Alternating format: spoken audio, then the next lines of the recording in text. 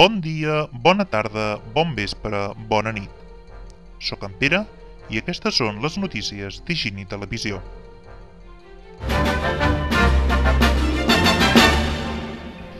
Abans de tot voldria fer un aclariment. He llegit algun comentari al blog de l'Higiene on es diu que no em puc queixar del meu sou ja que canvio sovint de jaqueta i corbata. Doncs que quedi clar que el vestuari el proporciona la cadena.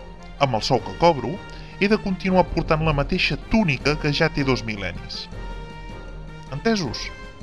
Bé, ara sí, anem a les notícies.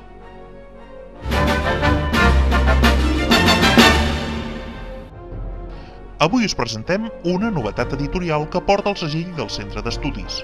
És el tercer número de la revista Quadernets de Vilamajor.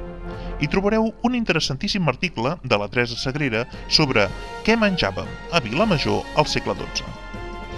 Ah! Un article interessant. En Ferran Sarrià en relaciona els rectors de la parròquia de Sant Pere, la meva, durant els segles XV i XVI.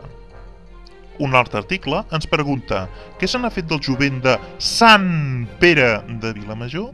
En Ricard Camproví ens ho mostrarà amb el seu sempre documentat i polèmic punt de vista.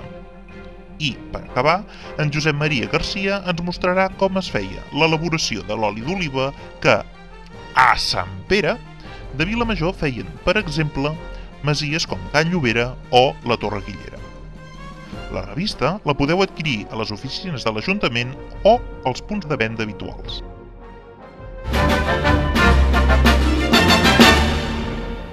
L'entitat Sant Pere decideix... Ah, Sant Pere decideix? Què decideixo? No ho sé, encara no m'ho han preguntat. No? Sí? L'entitat que ha convocat una consulta sobiranista pel 13 de desembre ha presentat el seu nou logotip i convida a la gent que hi vulgui col·laborar a afegir-se a les reunions organitzatives que se celebren els dimarts al Pinovell. Trobareu més informació al blog Sota Impressionat. Això és tot per avui. Ens podeu trobar les 24 hores a higieneherrero.cat. Us mantindrem informats.